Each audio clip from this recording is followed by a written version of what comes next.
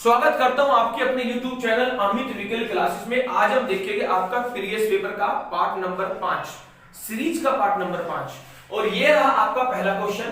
किसी निश्चित धनराशि पर 2 वर्ष में चक्रवृद्धि ब्याज 41 रुपए है तथा साधारण ब्याज 40 रुपए है, तो ब्याज की दर कितने प्रतिशत है ज्ञात कीजिएगा। आप अगर कहो तो देखो, चक्रवृद्धि ब्याज 41 रुपए है, ये बताओ क्या मैं इस चक्रवृद्धि ब्याज 41 रुपए को साधारण ब्याज 40 के हिसाब से, क्या मैं इसे ऐसे लिख सकता हूं कि पहले साल का 20 और दूसरे साल का भी 20, लेकिन चक्रवृद्धि ब्याज 41 रुपए है, तो 20 और 20 40 और प्लस में कितना भाई 1, यानी कि हमारा 41। क्लियर है कि नहीं? जब आपको चक्रवृद्धि ब्याज में आपको डिटेल में चैप्टर वाइज पढ़ाऊंगा तो वहां ही मैं आपको कॉन्सेप्ट बताऊंगा कि ध्यान रखना, इससे इधर आपका जो दोनों वैल्यू होगी ये आपका होगा साधारण ब्याज, और आपका ये जो टोटल है ये आपका होगा चक्रवृद्धि ब्याज। यानी कि यो 1 रुपए का जो ब्याज है ना, यो 1 रुपए का ब्याज लिया गया है 20 रुपए पर। किस पे लिया गया है? 20 रुपए पर। हमारे से पूछ रहा रेट ऑफ इंटरेस्ट कितनी है, तो मैं कह सकता हूं 1 रुपए का ब्याज, अरे किस पे लिया गया है? 20 रुपए पे। ध्यान रखना, जिसे दर के रूप में चेंज करेंगे उस वैल्यू को रखेंगे ऊपर, और ये ब्याज जिस पे लिया गया है उस वैल्यू को रखेंगे नीचे। अब देखो ये वाला चीज लगाने के लिए इनटू में क्या कर देंगे भाई 100। ये बताओ 20 पंजे कितना होगा भाई 100, 20 पंजे 100, और आपका आंसर होगा 5%। अरे यही हमारा क्या होगा? आंसर होगा।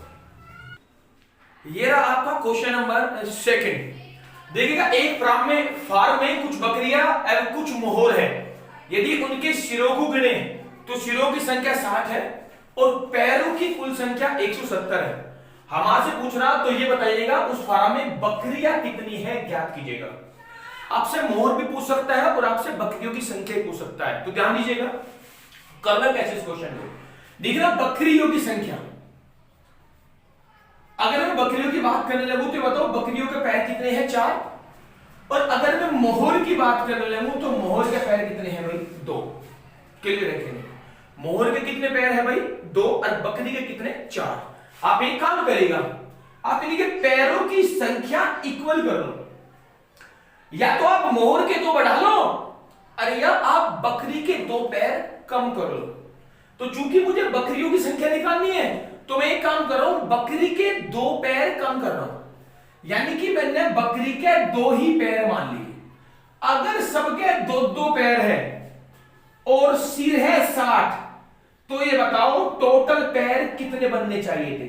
टोटल पैर बनने चाहिए थे 120, लेकिन ये बताओ पैर है कितने टोटल? 170। अगर मैं 170 में से 120 को घटा दूं तो ये बताओ टोटल कितने पैर कम हुए?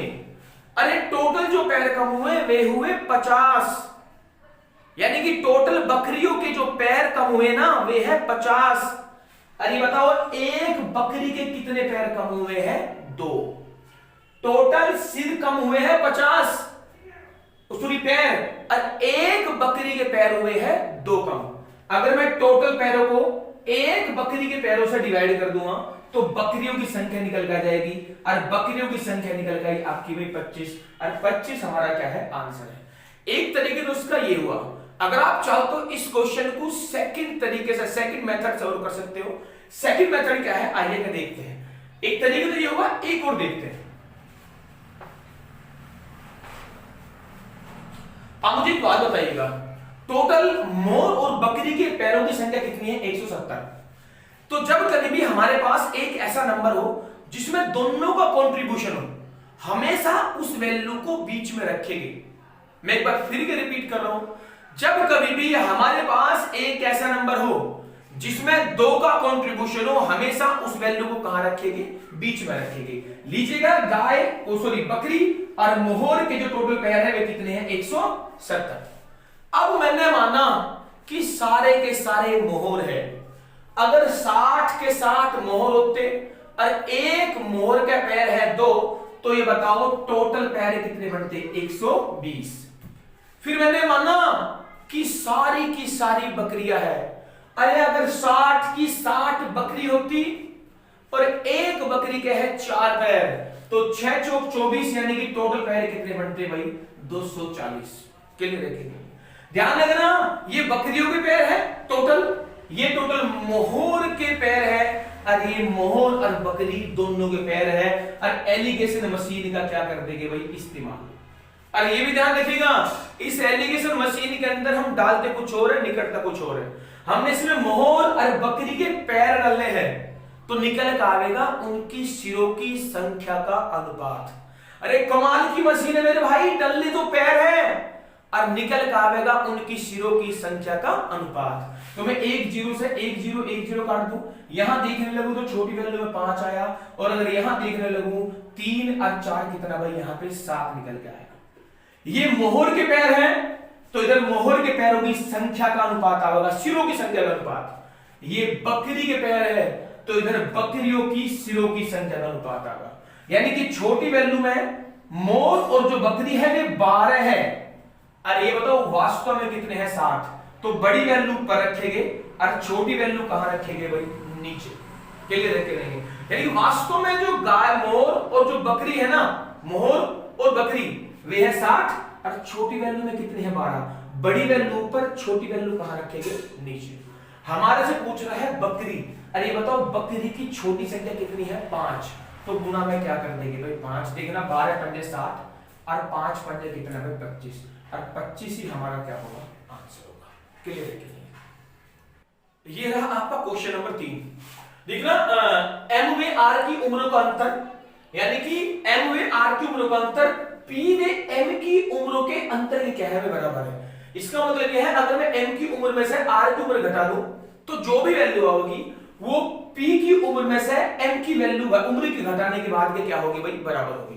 अब उसने कहा पी एम एम जो है वो पी से बड़ा है लेकिन आर से छोटा है। आर से क्या है छोटा है। यदि आर एव पी की उम्र का योग 66 है तो ये बताओ एम की उम्र क्या होगी ज्ञात कीजिएगा। देखो क्वेश्चन कैसे करेंगे, मैं कह रहा हूं एम की उम्र में से अगर मैं आर घटा दूं, आर की उम्र घटा दूं, एम की उम्र में से अगर मैं आर की उम्र घटा दूं तो जो अंतर होगा वो बराबर होगा अगर मैं पी की उम्र में से एम की उम्र को घटा दूं। यानी कि इन दोनों का जो अंतर है वो इन दोनों के अंतर के क्या है भाई बराबर है। तो हमने भी क्या करा, एम में से माइनस आर करा और पी में से माइनस क्या करा भाई एम करा, तो दोनों वैल्यू आपस में क्या होगी बराबर होगी। अगर हम देख लेंगे ये माइनस पी है, इधर आएगा क्या हो जाएगा भाई प्लस, तो माइनस एम इधर आएगा क्या हो जाएगा भाई प्लस एम एम, अरे क्या बन जाएगा भाई 2m। और ये जो आपका माइनस का आर है यो परलियोड जगह क्या हो जाएगा भाई प्लस का, और आप p में r जोड़ दोगे तो p प्लस क्या हो गया भाई r, यानी कि 2m बराबर है p प्लस r। और ये बताएगा p और r की उम्र क्या दे रखी है 66, यानी कि ये दोनों बराबर किसके हैं 66 के। तो मैं कह सकता हूं 2 से काट दूं m बराबर होगा 2 तिया 6 और 2 तिया 6, यानी कि m की जो उम्र है वो निकल के आई 33, और हमें और कंडीशन से कोई मतलब नहीं है, और यही हमारा क्या होगा आंसर होगा। ये रहा आपका एवरेज का मोस्ट इंपोर्टेंट क्वेश्चन है, कैसे करेंगे कई बार परीक्षा में आया और भी है। अच्छे तरीके से इसे विधि ने सेकंड कैसे करना है, आप अगर चाहो तो इसे बिना पेन पेंसिल के और पेपर के भी कर सकते हो, बिना पेन और पेपर के कर सकते हो। करना कैसे ध्यान दीजिएगा, 11 संख्याओं का औसत 30 है, मैं कह रहा हूं 11 का औसत 30 है, और पहली 6 संख्याओं का यानी कि कुछ इस प्रकार है 1 2 ऐसे से 6, और फिर ये आगे बढ़ेगा कितना होगा भाई 11। क्लियर है। शुरू की 6 संख्याओं का तो जो एवरेज है वो दिया हुआ है आपका 35, कितना 35। फिर उसने कहा आखिरी की 6 संख्याओं का, अगर हम आखिरी की 6 संख्याएं देखने लगे तो 11 10 9 ऐसे करते हुए जो छठी संख्या दोबारा रिपीट हो जाएगी, और इन आखिरी की 6 संख्याओं का एवरेज क्या दे रखा है भाई 28। हमारे से पूछ रहा है ये जो संख्या 2 बार आई है भाई, शुरू की 6 संख्याओं में छठी संख्या और आखिरी के 6 संख्याओं में भी वो छठी संख्या आई, पूछ रहा है वो छठी संख्या की वैल्यू कितनी है ज्ञात कीजिएगा। क्लियर है कि नहीं है। देखो कैसे करेंगे क्वेश्चन को ध्यान दीजिएगा, यहां आ जाओ। मैं कह रहा हूं ये बताइएगा 11 का एवरेज 30 है और शुरू की 6 का 35 है, तो एवरेज में यहां से यहां कितने की बढ़ोतरी की है भाई? 30 से आपका 35 हो गया तो 5 की बढ़ोतरी की है। एक में 5 की बढ़ोतरी की है, तो ये बताओ 6 में कितने की बढ़ोतरी की है? 30 की। कितने की भाई? 30 की। यानी कि टोटल जो बढ़ोतरी हुई है वो 30 की हुई है। अगर हम यहां से यहां देखने लगे, अरे 30 से 28, तो ये बताओ कितने की कमी हुई है? 2 की कमी। एक में 2 की कमी, तो ये बताओ 6 में कितने की कमी भाई? 12 की कमी। अगर मैं देखने लगूं प्लस के 30 है और माइनस के 12 है, तो ओवरऑल प्लस के क्या निकल के आए भाई? 18। ओवरऑल प्लस के 18 का मतलब यह है कि जो छठी संख्या है ना वो सभी के एवरेज से, अरे 18 क्या है? ज्यादा है। 18 क्या है? ज्यादा है। देखिएगा प्लस के 30 माइनस के 12 प्लस के 18। इस प्लस के 18 का मतलब है कि छठी संख्या सभी के एवरेज से 18 क्या है? ज्यादा है। अगर माइनस में आता तो इसका मतलब यह होता कि छठी संख्या सभी के एवरेज से जितनी माइनस में आई है उतनी ही क्या है भाई? कम है। तो अगर मैं 30 में 18 जोड़ दूंगा तो ये बताओ छठी संख्या की वैल्यू कितनी आई? 48। और 48 ही हमारा क्या होगा? आंसर होगा। आप अगर चाहो तो इस क्वेश्चन को बिना पेन और पेपर के भी कर सकते हो। कैसे करोगे? ध्यान दीजिएगा, यहां आ जाओ, एक बार कॉपी भी कर लीजिएगा साथ साथ। अब आप चाहो तो इसे बिना पेन पेंसिल कैसे करोगे? लो जी बिठो रहे हम आपके यहां, ध्यान दीजिएगा। देखो यहीं पे कैसे करेंगे, ध्यान दीजिएगा। देखो ना, टोटल वैल्यू है हमारी संख्या 11, ये 6 और ये भी क्या है भाई? 6। अगर मैं यहां से यहां देखने लगूं, ये बताओ एक में 5 की बढ़ोतरी, फिर यहां कितने की भाई? 2 की कमी, तो ओवरऑल एक में कितने की बढ़ोतरी होगी? 6 की, सॉरी 3 की। ओवरऑल एक में 3 की बढ़ोतरी होगी। अगर ये दोनों वैल्यू बराबर है, यहां 6 है यहां भी 6 है, यहां 7 है यहाँ 7 है, यहाँ 5 है यहाँ 5 है, वो इस नंबर के हिसाब से होगी। तो एक में 3 की बढ़ोतरी, तो 6 में कितने की बढ़ोतरी भाई? 18 की। और 18 की बढ़ोतरी का मतलब है कि छठी संख्या सभी के एवरेज से, अरे कितनी ज्यादा है? 18 ज्यादा है। और 30 में 18 जोड़ोगे 48, 48 ही आपका क्या है भाई? आंसर है।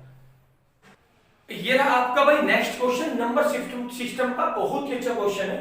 मैं कह रहा हूं 6 7 3 5, तो यहां पे कौन सा नंबर होगा कि एक स्टार की जगह न्यूनतम मान क्या होगा, ताकि ये नंबर 9 से पूरी तरह क्या हो जाए? विभाजित हो जाए। ये मैंने आपके लिए ऑप्शन में लिखे हुए हैं। तो देखो क्वेश्चन कैसे करोगे, ध्यान दीजिएगा। सबसे पहले आप 9 से विभाजित होने का नियम समझ लीजिएगा।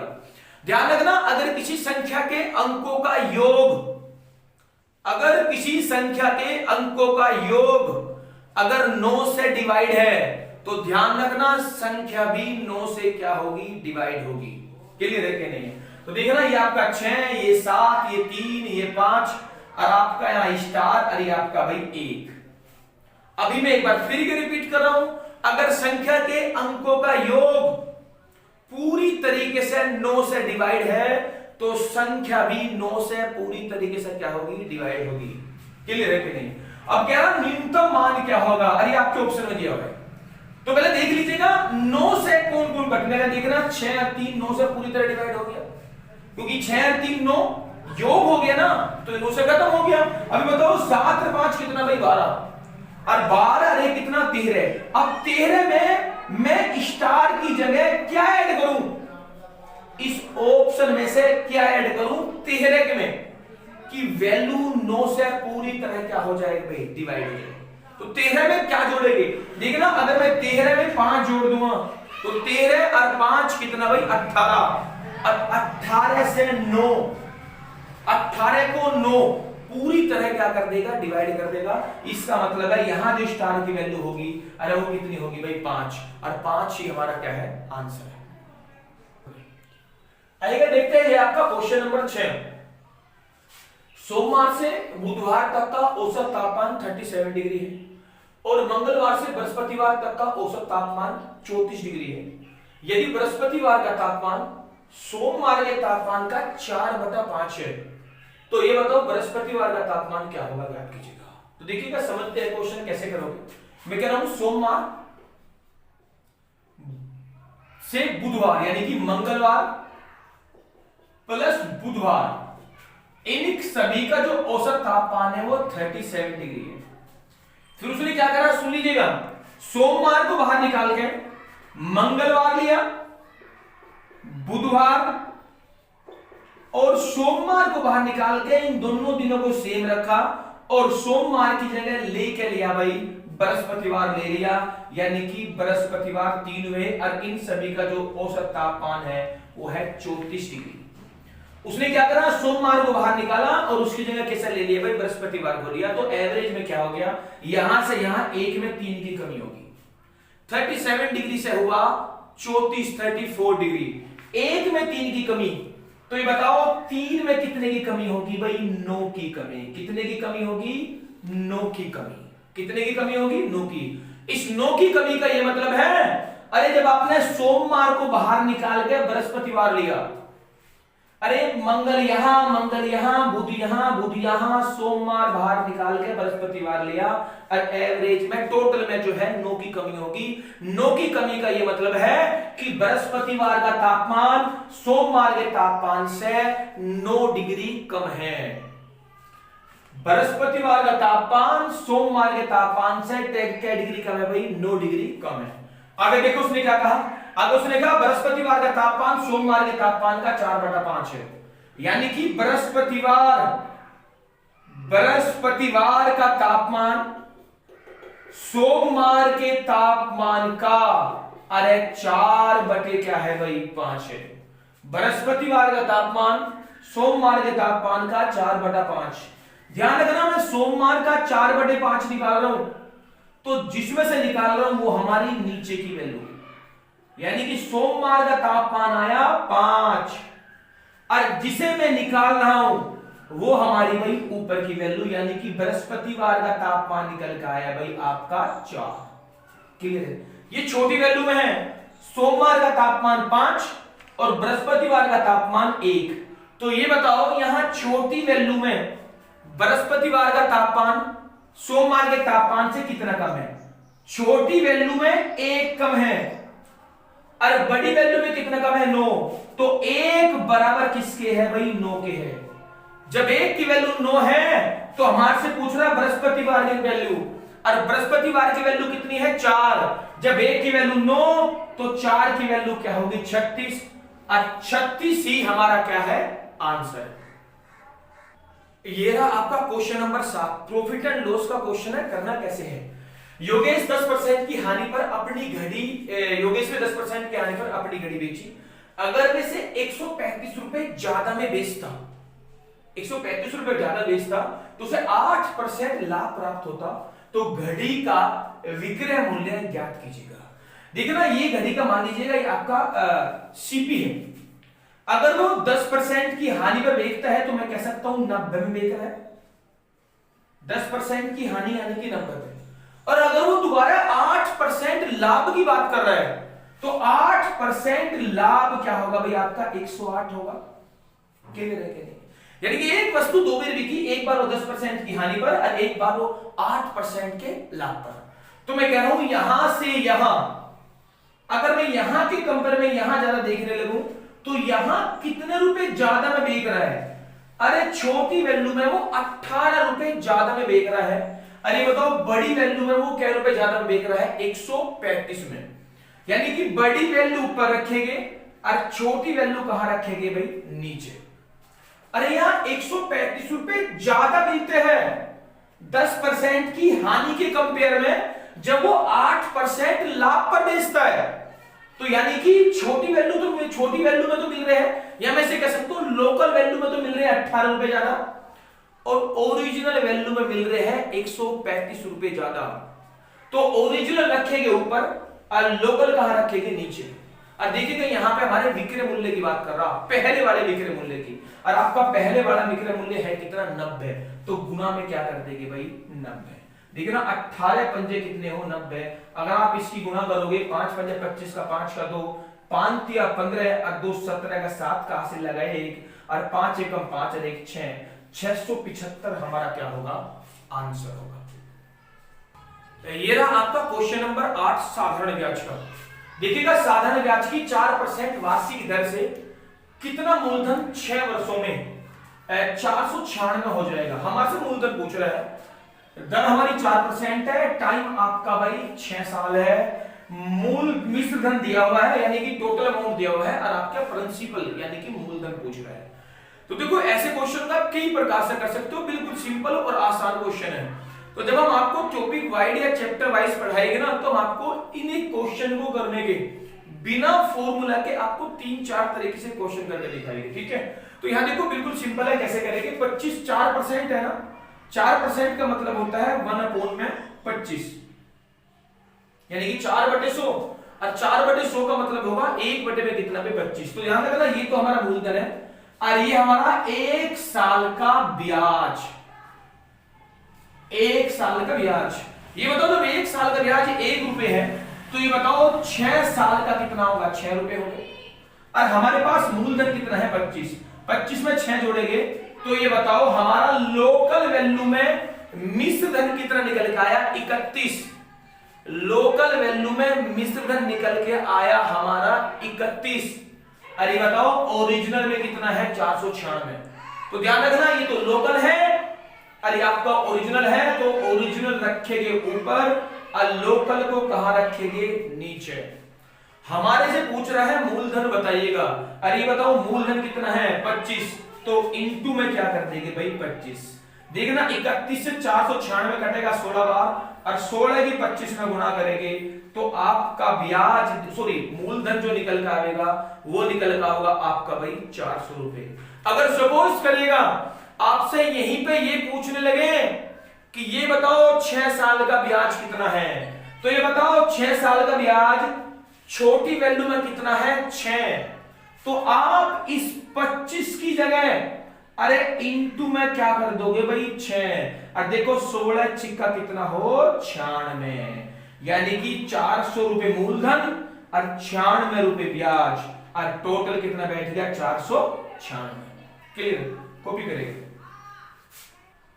ये रहा आपका क्वेश्चन नंबर 9 चक्रवर्ती ब्याज का। बहुत अच्छा क्वेश्चन है।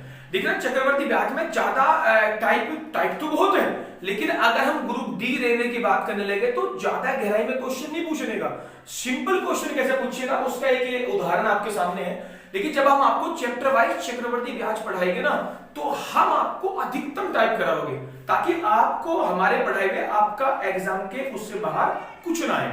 तो देखो कैसे करोगे, ध्यान दीजिएगा। कोई धन चक्रवर्ती ब्याज की एक निश्चित दर से 5 वर्ष में दुगुना हो जाता है। देखना 5 साल में 2 गुना। क्वेश्चन ये है कि कितने साल में 8 गुना होगा। क्लियर है कि नहीं? देखो जब कभी भी ऐसा क्वेश्चन आएगा तो आप एक काम करोगे, इन दोनों वैल्यू को आप इक्वल करने की कोशिश करोगे। इक्वल कैसे करेंगे? देखो यहां 2 है तो यहां भी 2 बनाओ। अरे इस 8 को मैं 2 कैसे बना सकता हूं? इस 8 को मैं 2 की पावर क्या लिख लूं भाई 3। मैंने कहा दोनों वैल्यू को सेम कर लोगे। मान लीजिएगा अगर यहां 4 है और यहां 16 है, तो यहां 4 देखिएगा, अगर यहां 4 है और मान लो ना 16 है, तो यहां 4 है, यहां भी 4 बनाने के लिए आप 16 को क्या लिखोगे 4 की पावर कितना भाई 2। यहां 2 है, यहां 8 है, तो मैं 8 को 2 को ध्यान में रखते हुए 2 की पावर क्या लिख दूं भाई 3 लिख दूं। क्लियर है क्या? अब आपको करना क्या है, ध्यान दीजिएगा। यहां वैल्यू सेम होगी, ये वैल्यू इस वैल्यू के सेम है। ये जो आपकी पावर है ना, आपको बस कुछ नहीं करना, इसमें डायरेक्ट 3 की गुणा किसमें कर देनी है 5 में, और 5 या कितना आया 15, और 15 ही हमारा क्या होगा आंसर होगा। ये रहा आपका क्वेश्चन नंबर 10 चक्रवर्ती ब्याज का। जो मैंने आपको पहला क्वेश्चन कराया था, अभी जो क्वेश्चन कराया है, इससे आप कह लीजिएगा मिलता जुलता क्वेश्चन है और उससे थोड़ा सा अलग है। तो देखो कैसे करोगे, ध्यान दीजिएगा। यहां आइएगा, मैं कह रहा हूं कोई धन चक्रवर्ती ब्याज की एक निश्चित दर से 6 वर्ष में दुगुना हो रहा है, तो आपसे पूछ रहा है कि 30 वर्ष में कितना गुना होगा, ज्ञात कीजिएगा। ध्यान दीजिएगा 6 वर्ष में दुगुना हो रहा है, तो पूछ रहा है 30 साल में कितना गुना होगा। इससे पहले वाले क्वेश्चन में क्या था 5 साल में दुगुना, तो कितने साल में 8 गुना। लेकिन इस बार आपको है ना, यहां पहले वाले क्वेश्चन में धनराशि देकर टाइम पूछ रहा था, लेकिन यहां आपको टाइम देगा क्या पूछ रहा है भाई, धनराशि पूछ रहा है। क्लियर है कि नहीं? आप मुझे एक बात बताइएगा, ये जो आपका टाइम आया है 30, पहले वाले क्वेश्चन में जो आपका टाइम आया था वो कैसे आया था? देखो हमने क्या करा था, वैल्यू को सेम करा था, यहां 2 तो यहां भी क्या करा था भाई 2 करा था, और 2 की पावर कितनी थी, 3 थी, और हमने 3 की गुना किस में करी थी भाई, 5 में, तब जाके हमारा आंसर क्या निकल कर आया था, 15। ऐसे ही देखो यहां ऊपर वैल्यू 2 है, तो यहां भी वैल्यू क्या होगी, 2 होगी, यानी कि बेस क्या हो गए, सेम हो गए। अब इसकी कुछ पावर रही होगी, इसकी कुछ क्या रही होगी, पावर रही होगी, और हमने इसकी गुणा किस में करी होगी, 6 में, तभी तो हमारा क्या बना होगा, 30। अब आप मुझे एक बात बताइएगा, मैं किसकी गुणा 6 में करूंगी 30 बन जा? तो अगर मैं 5 की गुणा 6 में करूं तो क्या बनेगा भाई, 30। क्या बनेगा, 30। यानी कि यहां जो 2 की पावर क्या था भाई, 5। अगर आप 2 की पावर 5 करोगे तो 2 गुना 2 गुना 2 गुना 2, और गुना में कितने भाई, 2। क्लियर है? देखिए 2 दूनी 4, देखिएगा 2 गुना 2 गुना 2 गुना 2 गुना 2, यानी कि 2 दूनी 4, 4 दूनी 8, 8 दूनी 16, 16 दूनी कितना भी 32, यानी कि जो हमारा धन है वो 32 गुना होगा, और 32 गुना कितने साल में होगा, 30 में। तो आंसर क्या निकल कर आएगा, 32। क्लियर है कि नहीं? अगर आपको ये वीडियो पसंद आई है तो चैनल को सब्सक्राइब करेगा, लाइक करेगा, और ज्यादा से ज्यादा शेयर करेगा। और ये वीडियो देखने के लिए सभी का धन्यवाद, नमस्कार।